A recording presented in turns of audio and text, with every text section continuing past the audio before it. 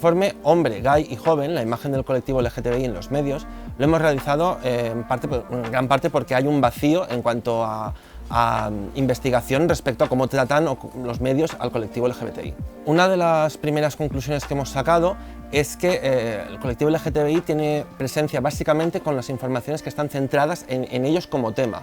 Las informaciones que no tienen al colectivo LGBTI como tema apenas sí tienen presencia. El informe de casi más de 300 noticias solo recoge 55 en un mes en las que se menciona el colectivo LGBTI, cuando se podría mencionarlo en ámbitos como la salud, la escuela y otro tipo de ámbitos. Otro dato que pensamos que es importante es el hecho de que más del 50% de las informaciones que se centran en el colectivo tienen que ver en discriminaciones que han sufrido el propio colectivo LGTBI. Esto, sin ser malo o negativo en sí, porque visibiliza la discriminación, sí que puede generar una imagen que no es como la vida integral que tienen las personas LGBTI, o puede generar una imagen distorsionada de cómo es o cómo vive el colectivo LGBTI. Precisamente una de las conclusiones, y ahí viene el nombre del informe, que es Hombre, Gay y Joven, es que la diversidad interna del propio colectivo no está presente. El colectivo LGBTI es de lesbianas, gays, transexuales y bisexuales e intersexuales, y esto no se refleja en los medios. El 57% de las menciones van referidas a gays y solo un 9%, por ejemplo, a lesbianas o a transexuales. Y, por ejemplo, las personas mayores tienen un 0% de menciones. Una cosa que hemos detectado también en el informe que tiene que ver con la falta de transversalidad como se abordan los temas centrados en el colectivo LGTBI. Cuando un tema lo protagonizan personas LGTBI, salta automáticamente a sociedad, aunque tuviera que estar en economía o en deportes. Es muy curioso ver cómo se habla, por ejemplo, de un grupo de gente que sigue de un equipo de fútbol y que practica fútbol, y esto no aparece en deportes, aparece en sociedad.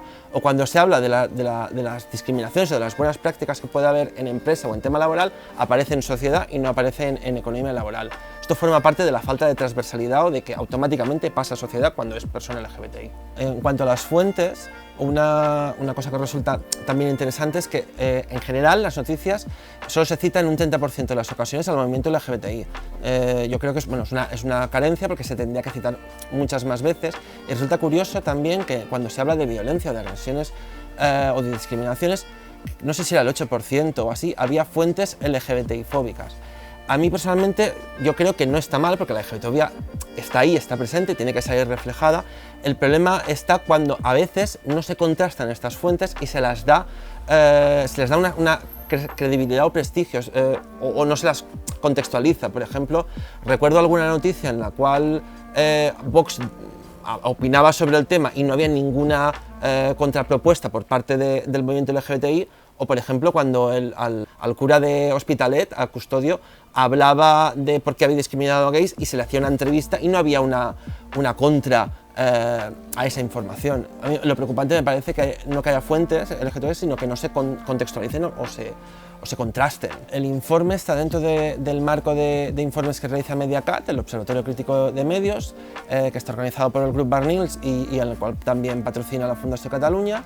Se han analizado alrededor de más de 300 noticias de los medios más importantes impresos y digitales de Cataluña, que serían La Vanguardia, El Periódico, El Ara, Nació Digital y VilaWeb. En el informe, una de las otras cosas que se plantea es el aplicar, a imitación de la perspectiva de género, una perspectiva LGBTI que permita al periodista o que le facilite el pensar que los colectivos LGTBI, las personas LGBTI pueden ser fuente también en noticias que no son estrictamente LGTBI, o incluso pueden ilustrar noticias. Una noticia sobre parejas también puede ser ilustrada, o sobre familia, o sencillamente en un festival, en el Sonar, pues en vez de solo parejas que se den un beso que sean heterosexuales, también puede haber homosexuales.